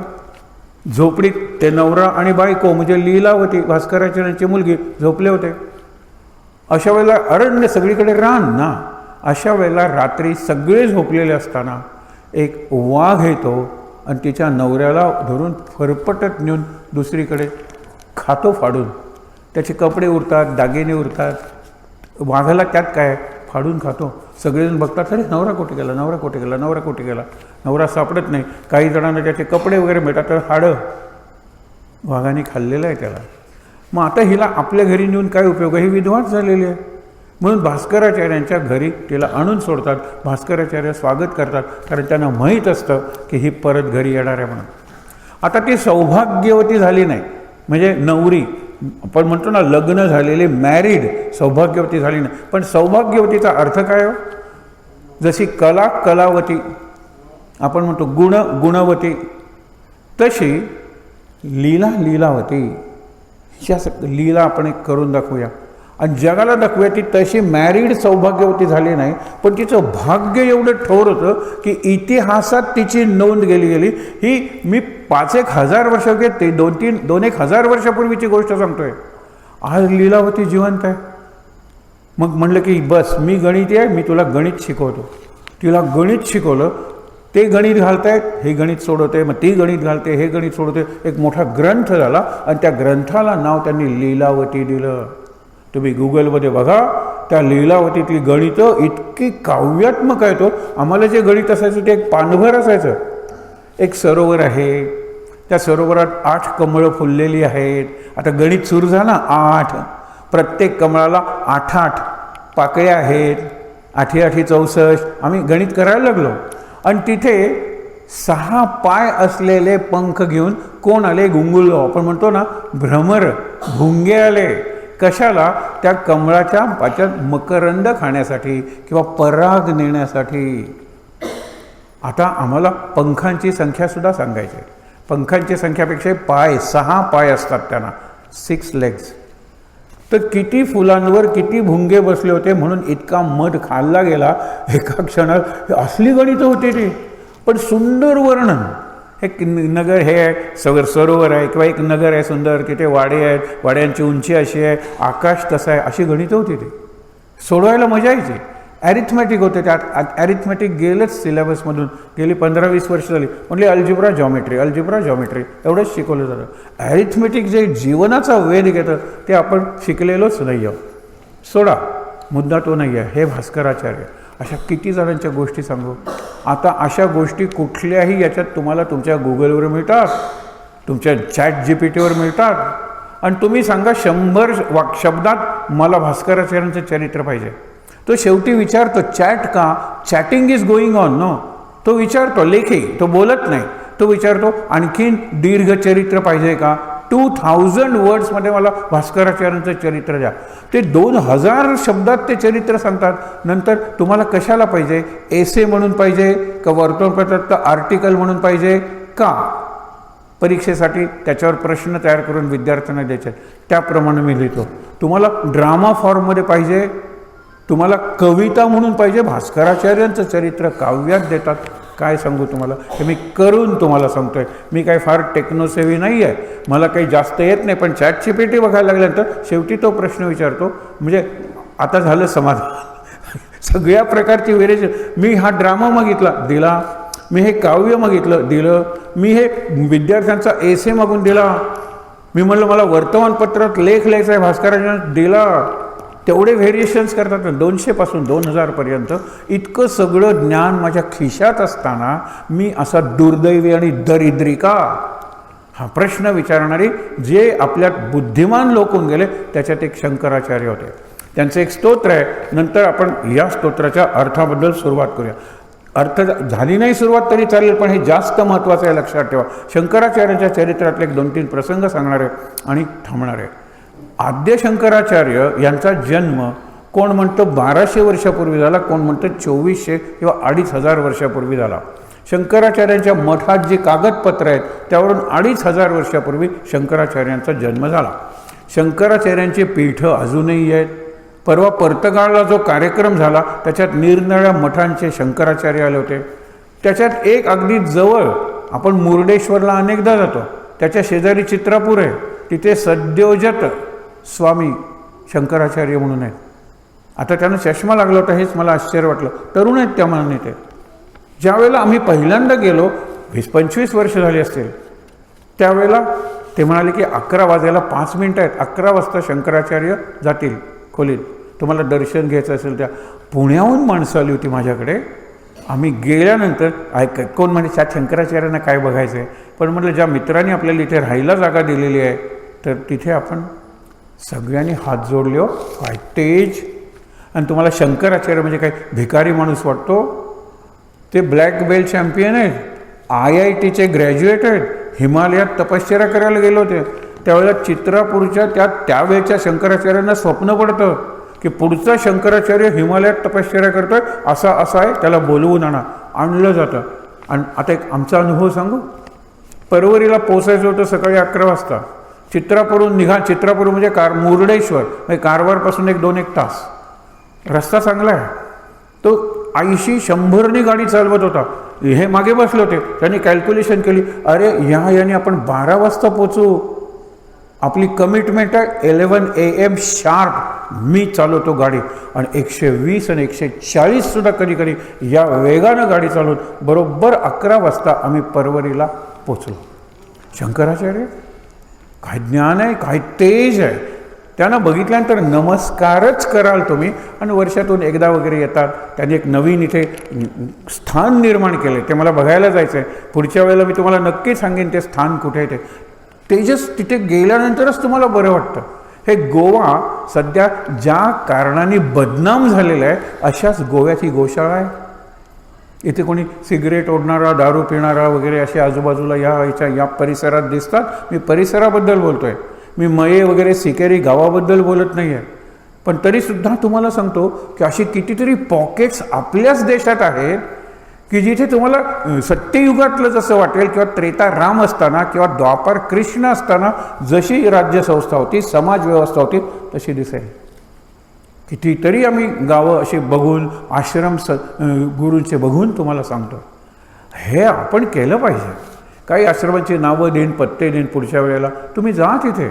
गोव्यातून जाणं आता कोकण रेल्वेनी सोपं झालेलं आहे. आनंदाश्रम म्हणून एक कार्यक्रम आहे. काननगड, सकाळी नेत्रावतीला रात्री 11ला बसलात, सकाळी 6ला पोहोचलात, 6:30-7 वाजेपर्यंत आनंदाश्रमात तुम्ही असता. काही लागत नाही तिथे, काही विचारत नाही. आनंदात राहा आणि सतत श्रीराम जय राम जय जय राम चालू असतो मंत्र. अत्यंत साधा आश्रम आहे, पण अत्यंत सात्विक आश्रम आहे. तिथली स्पंदनं जाणवतात, नास्तिकाला सुद्धा जाणवतात. आणि तो विचार करायला लागतो, देअर मस्ट बी समथिंग की जे वातावरणालाच असं चार्ज करत असेल. स्पिरिच्युअल आपण म्हणतो ना की स्पिरिच्युअल म्हणजे आध्यात्मिक जो चार्ज आहे तो जाणवतो. जनावरांनाही जाणवत होतं. तुम्हाला सहज उदाहरण म्हणून सांगतो की इतकी कुत्री गोव्यात आहे. परवरीला आमची जी लेन आहे ना, तिथे 10-12 कुत्री आहेत. पहिली जी प्रवचनं जी झाली ऑन एअर ती डायरेक्ट होती, रेकॉर्डेड नव्हती. एकही कुत्रं भुंकलं नाही हो. आम्हालाच आश्चर्य वाटलं. आम्ही परत बघत होतो ना, ऐकत पाठवणार डायरेक्ट जात होती ती सगळ्यांच्याकडे. नंतर ऐकताना आम्ही बघत होतो कुत्रे भुंकत नव्हतं, गाड्यांच्या हॉर्न्सचे आवाज नव्हते. हे का? आम्ही प्रार्थना एवढीच करत होतो की हे 1 तासाचं जे ट्रान्समिशन आहे ते स्मूथ होऊ दे, कारण ह्याच्यात आम्हाला 1 पैसाही मिळणार नव्हता. झाला तर आमचा खर्चच होणार होता. पण जगभर ती प्रवचनं गेली. ही टेक्नॉलॉजी आहे. टेक्नॉलॉजीचा उपयोग करून स्वतःचं आणि आपल्या देशाचं कल्याण का नाही करायचं? या गोव्याचं आपल्या गावाचं कल्याण का नाही करायचं? इथे सुंदर एक प्रयोग चाललेला आहे. त्या प्रयोगाशी जोडायला आम्हाला धन्य वाटतो. एरवी आम्ही काय बेकार मंडळी आहोत असं नाही आहे. आम्हाला हे सगळं करण्याची आवश्यकता नाही आहे. यांच्याकडून आम्हाला अपेक्षाही काही नाही आहे. हे लक्षात घ्या तुम्ही. तरी तुम्ही इतक्या संख्येनं येता, म्हणून तुम्हाला अक्षरशः अभिवादन नमस्कार करून मी शंकराचार्यांचं चरित्र सुरू करतो. हा जो शंकराचार्य 4 माता, मागे उदाहरण फक्त जाता जाता सांगितलं होतं, आता फक्त एका मातेचा विचार करावा. पहिली मार्कंडेयाची माता होती. तिने शंकराची उपासना केली. स्वप्नात तिला शंकर गेला. आपण झोपण्यापूर्वी काय काय पाहतो? त्या सासूसुनांच्या सिरियल्स पाहतो आणि झोपतो. निरनिराळी हॉरर फिल्म्स बघतो आणि झोपतो. स्वप्नात तेच येणार केलं. ध्यानी मनी ते स्वप्नी, आणि जे स्वप्नी ते जीवनी. स्वप्नच आपली निगेटिव्ह आणि दरिद्री असतात. स्वप्नात माझ्या मुलाने मॅरेथॉन जिंकलेली आहे. जिंकू दे, न जिंकू दे. माझ्या मुलांनी खूप अभ्यास केलेला आहे. तो जो अभय पाटील होता त्यांनी सांगितलं, मी फक्त सांगत होतो, तो पुण्याचा मुलगा बुद्धिमान आहे. त्या मुंबईच्या मुलाला खूप फॅसिलिटीज आहेत. गणितात तो 100पेक्षा जास्त मार्क मिळवणार आहे. मला 100 मार्क्स मिळवण्याची तयारी हे शिक्षक करून घेणार आहे. सायन्समध्ये त्याला मोर दॅन 100 मार्क्स मिळणार आहेत. मला सायन्समध्ये 100 मार्क्स मिळणार आहेत. मला कशाचीही गरज नाही आहे. माझे सध्याचे शिक्षक, पुस्तकं, मला गाईड्सचीही गरज नाही. जुने क्वेश्चन पेपर्स मी आणलेले आहेत. जे शिकवत असतात, माझ्याकडे 10 क्वेश्चन पेपर्स आहेत. त्या टॉपिकवर 10ही याच्यातली प्रश्नांचं उत्तर मला द्यायला आलं, आय एम सॅटिस्फाईड. हे तो मुलगा उत्तर देतो. सगळं सांगत नाही. त्याला शेवटचा प्रश्न असं विचारला, ते 19 लाख विद्यार्थी आहेत आणि तुझे पेपर्स आहेत, 6 विषयांचे 6 पेपर्स. काय तुझ्या पेपर्समध्ये त्या 19 लाख मुलांच्यात विशेष असेल? त्यांनी लगेच उत्तर, माय रायटिंग अँड हँडरायटिंग सर. पहिल्या अक्षरापासून शेवटच्या अक्षरापर्यंत माझं हँडरायटिंग प्रिंटपेक्षा चांगलं होतं आणि माझं रायटिंग अगदी क्लीन, नीट अँड टायडी, स्वच्छ होतं. कुठल्याही माझ्या पेपराचं पेज काढावं, फ्रेममध्ये घालावं आणि कुठल्याही हेडमास्टरने मागे लावावं. काय अभिमानाने तो मुलगा बोलत होता. विचार करा, खेड्यातला मुलगा, गरिबाचा मुलगा. विचार करूया आपण या गोष्टीचा. मग माझ्या मुलांना हे जमत नाही. कुठेतरी मी माझ्या मुलाला समजायला कमी पडत असेल, त्याच्यासाठी काउन्सिलर्स आहेत. त्याच्यासाठी तुम्ही तारींना जरी कॉन्टॅक्ट केलं तरी ते योग्य व्यक्तींना करेल कॉन्टॅक्ट, त्यांना बोलवतील आणि ते चांगलं मार्गदर्शन करतील. आणि या व्यक्ती पैसे घेत नाही तो खरंच. आणि घेतले तरी वर इथे इतके गायनाचे कार्यक्रम झालेले आहेत, कोणी पैसे घेतलेत? इतकेच नाही तर त्यांनी साथीदार आणले, तर साथीदारांचे पैसेही तेच देतात. ते संपूर्ण प्रवासाचा खर्चही तेच करतात. कारण गायींसाठी. आणि येताना एखादी गाय दत्तकसुद्धा घेऊन जातात आणि दुसऱ्या गायकांना सांगतात. म्हणून पुढच्या मार्चपर्यंतची, 5-6 महिन्याची, त्याच्याही पुढे असेल, बुकिंग झालेली आहे. त्यांनी सांगितलं आम्हाला फक्त तारीख द्या, या महिन्यातली केव्हाही तारीख द्या, आम्ही येतो, किंवा या 4 तारखा आहेत यातली कुठली. आणि सगळे गायक चांगले आहेत. तुमच्यापैकी अनेक जण येतात आणि आपण पैसे देऊन येतो, कारण आपण गाण्यासाठी पैसे देत नसतो, तिकीट काढत नसतो, आपण गायींसाठी दान करत असतो. ही आपली भावना असते आणि ही भावना जगवणार आहे. काय त्या गायीत आहे वगैरे असं म्हणू नका, काय त्या आईत आहे म्हणू नका, म्हणून वृद्धाश्रम निघाले. काय त्या गायीत आहेत म्हणून कत्तलखाने आणि मांसाहार वाढला. कशातच काही नाही, फक्त माझ्यात आहे सगळं. हा प्रश्नच चुकीचा आहे. शंकराचार्यांचं आणखीन एक स्तोत्र तुम्हाला सांगतो की तुझा जन्म चांगल्या कुळात झाला, बरोबर आहे, व्हॉट नेक्स्ट. बरं, तुझे आईवडील फार सुसंस्कृत, शिकलेले आणि चांगले मिळाले, बरोबर आहे, व्हॉट नेक्स्ट. तुझ्या कुटुंबाने तुझ्यावर चांगले संस्कार घडवले, तुला चांगला विद्यार्थी म्हणून तयार केला, बरोबर आहे, व्हॉट नेक्स्ट. नाही, तुला चांगल्या शाळेत ॲडमिशन मिळाली, व्हॉट नेक्स्ट. तू चांगल्या पद्धतीने पास झालास, व्हॉट नेक्स्ट. तुला चांगली नोकरी मिळाली, ठीक आहे, सगळीकडे तुझा लौकिक वाढला, व्हॉट नेक्स्ट. ततः किम ततः किम ततः किम ततः किम, व्हॉट नेक्स्ट. ततः यापुढे, किम काय, याच्या पुढे काय, त्याच्या पुढे काय. अरे हे तर सगळे कुत्र्या मांजऱ्यांचं जीवन आहे. माझा मुलगा अमेरिकेत सेटल झाला, जर्मनीत सेटल, व्हॉट नेक्स्ट. मग रडत बसायचं की इतकी आजारी आहे मी, पण माझ्या मुलाला यायला वेळ नाही आहे, पैसे पाठवतो म्हणतो राऊंड द क्लॉक नर्स ठेव. नर्सिंग करायला तो येत नाही, नर्स ठेवायला पैसे पाठवतो, रडत बसतात शेवटी, व्हॉट नेक्स्ट. तिकडे ते सगळे गेलेत, शेवटी सगळ्यांचं उत्तर आनंद हेच आहे. आणि आनंदाचं एक रूप देव आहे आणि देवी आहे. त्या देवीचं स्तोत्र आपण शिकणार आहोत. पण पहिल्यांदा स्तोत्र रचलं त्याच्या चरित्रातले 4-5 प्रसंग फक्त बघूया. तर त्या मार्कंड्याच्या पत्नीच्या म्हणजे आईच्या पुढच्या स्वप्नात शंकर आले. मी प्रसन्न आहे, त्यांच्या घरीच शंकराचं मंदिर आहे, शिवलिंग आहे, मोठं शिवलिंग आहे. ती खूप उपासना करायची की तू माझ्या पोटी जन्माला आला पाहिजेस. शंकर येतो स्वप्नात, स्वप्नदृष्टांत, आणि विचारतो की तुला कमी आयुष्य असलेला बुद्धिमान मुलगा पाहिजे का खूप आयुष्य असलेला मूर्ख मुलगा पाहिजे. ती म्हणाली कमी आयुष्य असलेला पण बुद्धिमान तेजस्वी मुलगा मला दे, आयुष्याचं मी पाहून घेईन. आणि नंतर 11 वर्ष ती मुलासारखं खेळू देते. 12वं वर्ष लागल्यानंतर हे शेवटचं वर्ष आहे, कारण शंकरांनी मला तसा वरच दिलेला आहे. तिला सांगते तू लिंगाला, शिवलिंगाला मिठी मारून बस, सोडू नकोस. किती सोपं आहे. मी सकाळी त्याला उठवेन भूपाळी म्हणून, तू जागा, मी त्याला अभिषेक करेन, ते तुझी आंघोळ असेल, मी त्याला नैवेद्य दाखवेन, ते तुझं जेवण असेल, रात्री मी त्याला शेजारती म्हणेन, ती तुझी अंगाई असेल. मुला, शंकराला सोडू नकोस. फिजिकली त्याला घट्ट धर. त्याची मृत्यूची वेळ येते, साक्षात यम येतो. बाकीचे दूत म्हणतात हा आम्हाला ऐकत नाही आहे. यम येतो म्हणतो तुझी वेळ जवळ आलेली आहे आणि ही वेळ चुकली की मला तुला मारता येणार नाही आहे. काळ आणि वेळ दोन एकदा आले तरच मरण येतं. आपण म्हणतो काळ आला होता पण वेळ आली नव्हती. आपण म्हणतो आता तुझी वेळ काही क्षणाची उरलेली आहे, मी टाकतो हा पाश आणि नेतो तुला माझ्या राज्यात, असं यम म्हणणार. इतक्यात त्या शिवलिंगातून शिव प्रकट होतो त्रिशूळ घेऊन आणि तो यमाला विचारतो तू प्रभावी का मी प्रभावी. अरे मी काळाचा देव आहे, तू फक्त मृत्यूची देवता आहेस. नमस्कार करतो यम, म्हणतो एवी तेवी वेळ गेलेलीच आहे. मार्कंड्याला मी आशीर्वाद देतो, चिरंजीव भव. त्या मातेनं काय केलं? या कथेत वडिलांचा उल्लेख येत नाही. मृकंड नावाचे ऋषी आहेत ते, म्हणून हा मार्कंडेय, तेही तेजस्वी आहेत. पण 11 वर्षानंतर माझ्या मुलाला चिरंजीव मी बनवेन ही ती माता म्हणत होती. ती काही शिकलेली नव्हती. मातृत्व, प्रेम जे गाईच्यात आहे. गाईंच्यात आईनंतरचं प्रेम जर कुठे असेल तर गाईच्या दुधात आहे, लक्षात ठेवा. दुसरी माता शंकराचार्यांची, तिसरी चौथी माता फक्त सांगतो आणि शंकराचार्यांच्याकडे वळतो.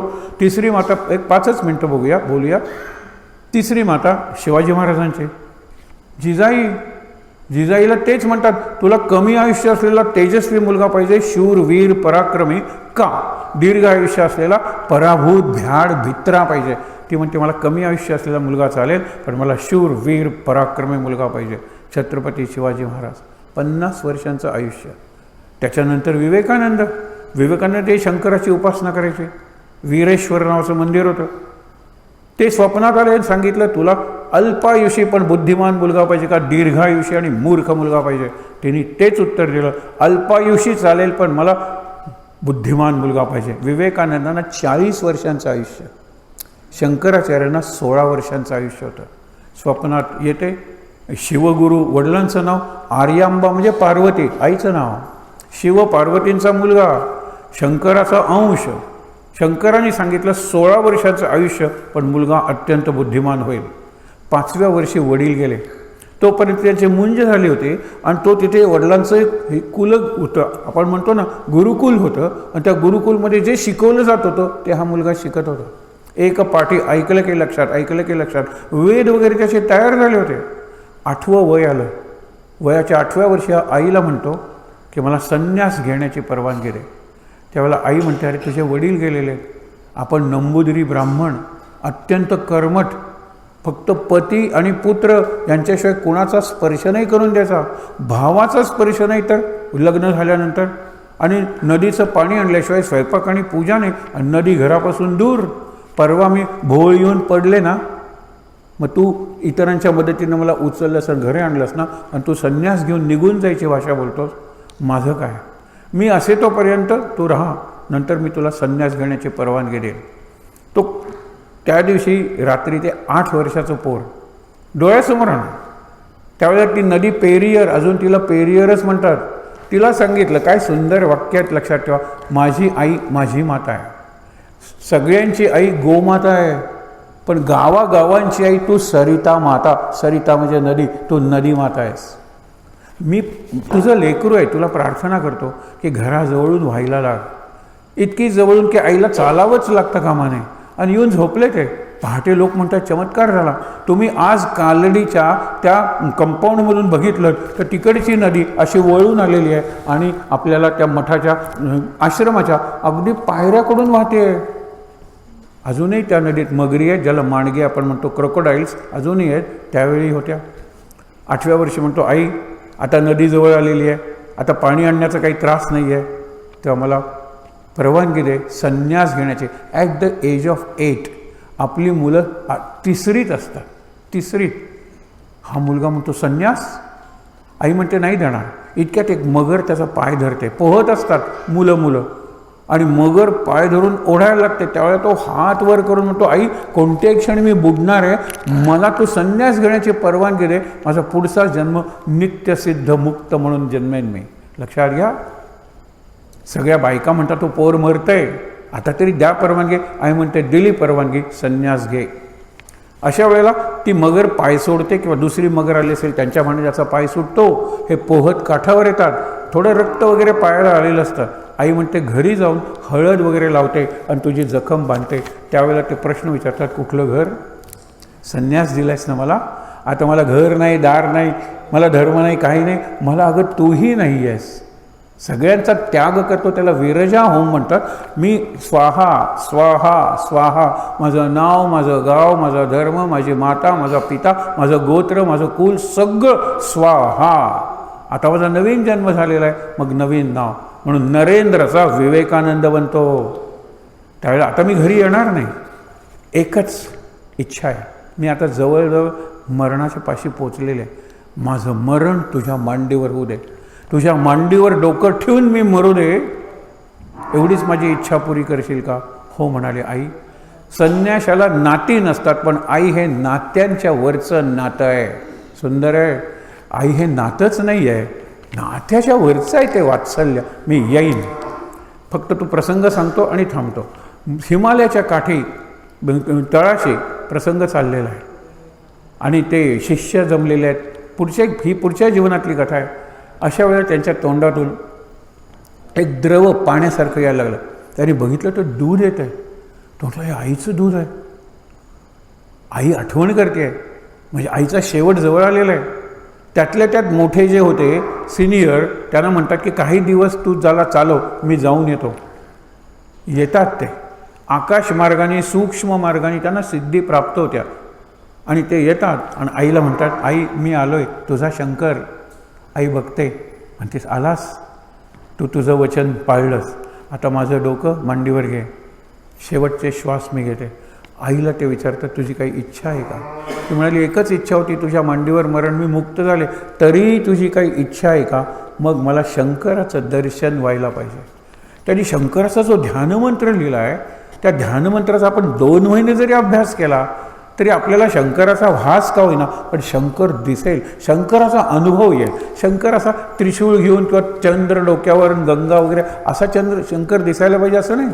पण शम म्हणजे कल्याण आणि कर म्हणजे करणारी, कल्याण करणारी शक्ती आपल्यातून व्यक्त होती आहे. आपल्यातून दुसऱ्याचं अकल्याण होणारच नाही, कुणाचं नुकसान केलंच जाणार नाही, दुःख दिलंच जाणार नाही. हा शंकर आहे. मला आता विष्णूचं रूप बघायचं रे. त्यांनी विष्णूचा ध्यानमंत्र लिहिला, चतुर्भुज, शंख, चक्र, आपण गदा, पद्म हे सगळं वर्णन केलं. ती म्हणाली, मला विष्णू दिसतोय, मला देवीचं ध्यान, सगळ्या अनेक देवतांचं ध्यान वगैरे केलं. आणि ती म्हणाली, मला ते साक्षात दिसते शंकरा, आता मी शेवटचा श्वास घेते. गेल्यानंतर बाकीचे म्हणाले की तू संन्यासी आहेस, आईचा मृत्यू तुझ्या मांडीवर झालेला आहे, आईच्या दहनाला आम्ही मदत करणार नाही. ह्यांचं वय 16 होतं, 16सुद्धा नाही, कमी वय. 16व्या वर्षी मरणार होते. पुढे 16 वर्ष आयुष्य वाढवून मिळालं. ती कथा बघूया, या कथेचे स्तोत्राची पार्श्वभूमी म्हणून. हे स्तोत्र कोल्हापूरच्या अंबाबाईच्या मंदिरात रचलं गेलेलं आहे. ती देवी आहे, आपण तिला अंबाबाई म्हणतो. अंबा म्हणजे अम्मा म्हणजे आई. तू जननी आहेस जगाची, मी लेकरू आहे तुझं, मी चुकतो नेहमी, मी पाप करतो, माझ्याकडे ज्ञान नाही आहे, पण तू मला सांभाळ ना. आई आपल्या मुलाचा कधी त्याग करत नाही. अनेकदा आलेली एक ओळच सांगतो, लक्षात घ्या. कुपुत्रो जायेत क्वचिदपि कुमाता न भवती. वाईट मुलगा जन्मू शकेल, पण वाईट आई असू शकणार नाही. मुलगा व्यसनी आहे, मुलगा दारू कर्जबाजारी आहे, आई म्हणेल किती झालं तरी तो माझा मुलगा आहे, आई त्याग करणार नाही. तू जगन्माता, जगत जननी, जगाची आई आहेस ना, या एका मुलाचा उद्धार कर, हे या स्तोत्रात सांगितलेलं आहे. आणि म्हणून शंकराचार्यांचं जे चरित्र आहे हे दिव्य चरित्र आहे, दिव्य चरित्र. शेवटी त्यांनी असं सांगतात की आईच्या शरीराचे त्यांनी तुकडे केले 3, कारण आई मेलेलीच होती. आणि ते म्हणतात आमच्या स्मशानात जाळू देणार नाही. ठीक आहे, ते घराचं छोटंसं काहीतरी होतं, तिथेच त्यांनी आईचा अंत्यसंस्कार केला. आजसुद्धा आपण प्रेत अग्नीवर चढवताना दर्भ घेतात, ते गवत, आणि अशा शरीरावर 3 रेघा मारतात. तो या कृतीचा संस्कार आहे. मग त्यांनी गेला, आईला सांगितलं आई क्षमा कर, पण हा देह आहे, लाकूडसारखा झालेला आहे, मी करतो, मी माझं वचन पुरं केलेलं आहे. पुन्हा आकाशमार्गाने आले आणि त्यांचं जीवन सुरू झालं. छोटंसं जीवन आहे, पण किती प्रसंग आहे. काही प्रसंग पुढच्या वेळेला पाहूया आणि या स्तोत्राला सुरुवात करूया. मी तुम्हाला स्तोत्राची मध्यवर्ती कल्पना सांगितली. कुपुत्रो जायेत, वाईट मुलगा निर्माण होईल, कुमाता क्वचिदपि न भवती, वाईट आई होणारच नाही. आणि भारत आपली आई आहे आणि ही गाय आपली माता आहे. यांचं स्मरण करूया. आहे त्या ठिकाणी ताट बसून डोळे मिटूया.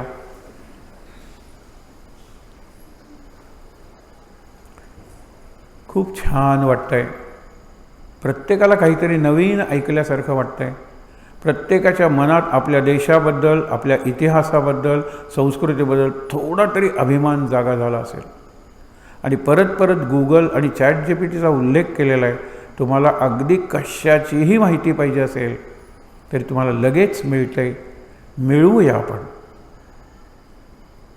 श्लोक म्हणूया सदा सर्वदा आणि शांतिपाठ.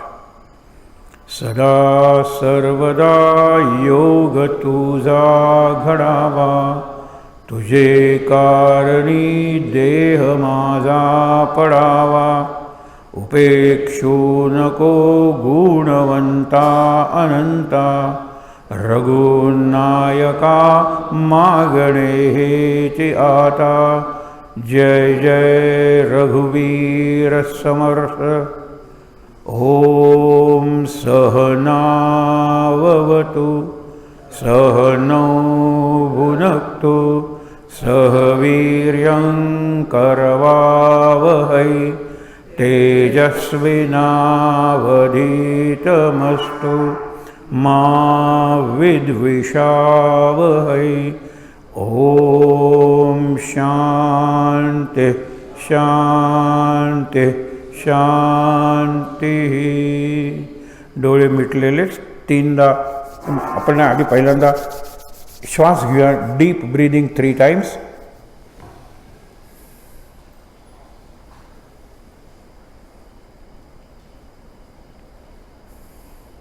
हातावर हात सोडूया आणि ते चेहऱ्यावर आणि डोळ्यांवर सोडूया हात. ह्या दिवसात बरं वाटेल, कारण जरा थंड आहे वातावरण. सावकाश डोळे उघडून समोर कृष्णाची जी भव्य मूर्ती आहे, शांत आणि प्रसन्न, किती मधुराधिपते अखिलम मधुरम. त्या कृष्णाचे डोळे, त्या कृष्णाचे ओठ, कृष्णाचे कान किती गोड आहेत, मधुर. दर्शन घेऊया आणि इथे जमलेल्या सर्वांना नमस्कार करूया. शांत आनंद. महाराज महाराज महाराज.